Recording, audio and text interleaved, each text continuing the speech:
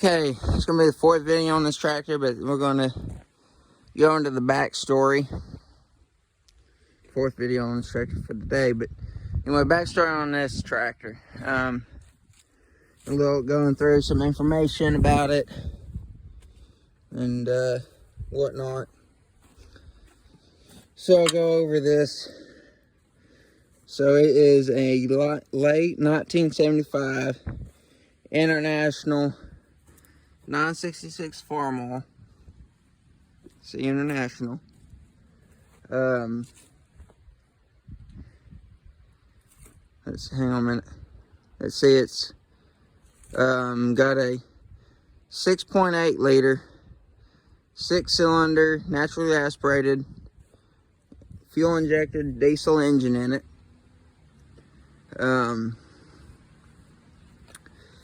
So yeah, 6.8 liter puts out. So this 6.8 liter 6-cylinder diesel engine puts out about 91 engine horsepower. So yeah, 91 horse roughly. So this thing is a powerhouse.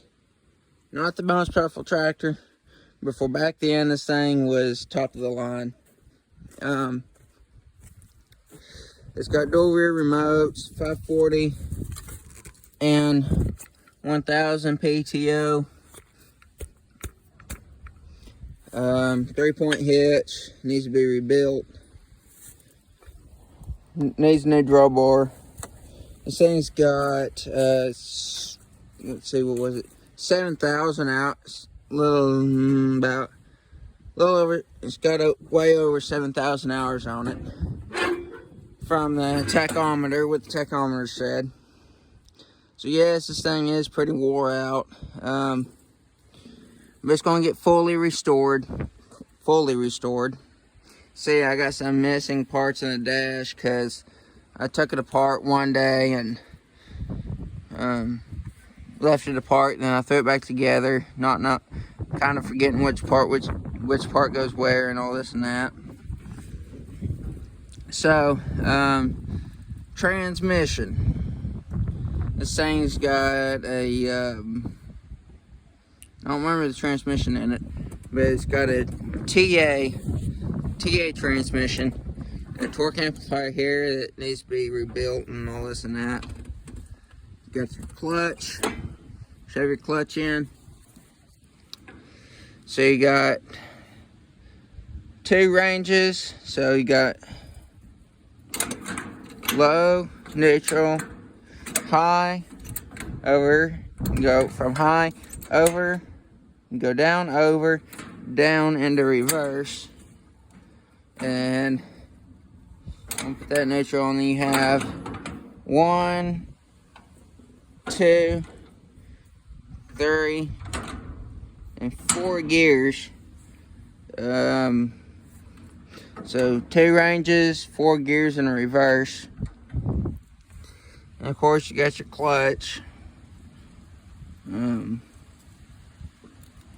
It's not a hydrostatic, it's just your regular standard transmission with a sliding gear. It's a synchronized transmission,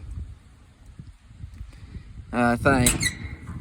And you got your throttle here, no foot throttle. The only foot pedals is your clutch and your brake, which needs a whole new braking system. You got your TA lever, torque amplifier, which to use it, say you don't have to push your clutch in to shift the TA, but you have to have a load on it. So say you're plowing a field, you're going in high 3 or whatever gear you're in. We'll go high 3.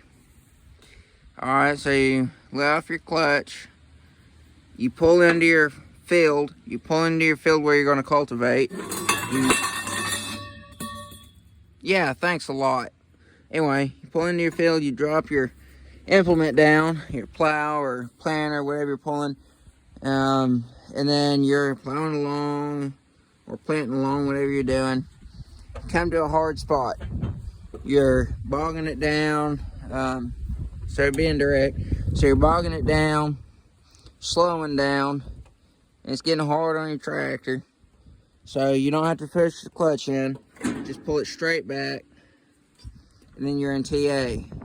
Now, that's how it's supposed to be used. So, thing is, if you pull it back without a load on it, it tears it up.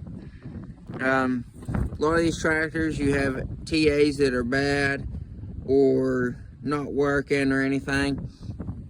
Well, that's all on the operator. Because it's not meant to be a downshift. There's plenty of other YouTube videos on PA Farms. He does a good explanation on it. On his 560, he does a good explanation on it. He's got a video 966 versus a 986. He's got some good videos out there. So, what you're supposed to do is that, and then what you're not supposed to do is say you going down the road, you see a stop sign from here to that fence over there. You see a stop sign, you got a load behind you or something, and you're downshifting to whichever gear you get in, and then that ain't enough. So you get down to first gear, you pull that back, that tears your TA up. It's not meant to be a downshift. If I ever split it and I get and I'm still on YouTube and everything, I'll show you the TA, because we're probably going to replace it or delete it. I'd like to have the TA, but TAs are very, very, very expensive. On top of that, they're probably hard to find. The good ones are probably hard to find.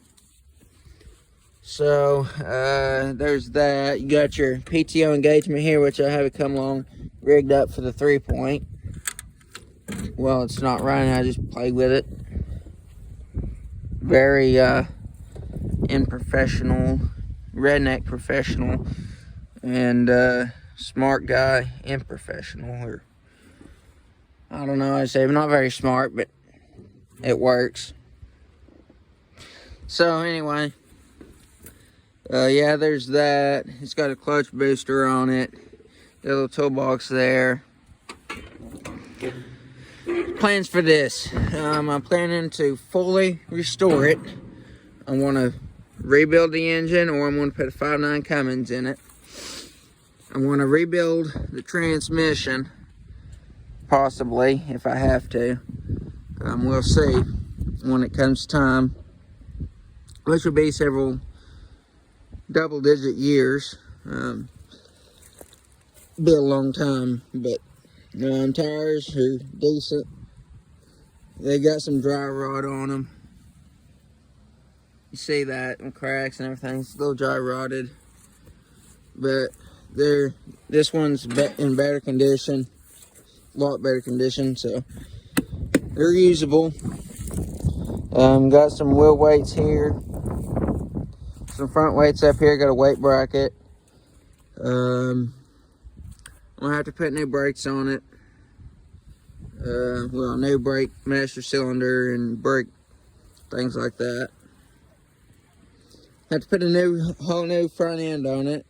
Probably new hydraulic cylinder, new tie rods, definitely. Them will be fine. That'll be fine. Because they're welded on. I don't want to go through that trouble with them cracking, and then you have to re-weld it and all this and that. Another new tie rod I need to get, some pins, whole new inner axle.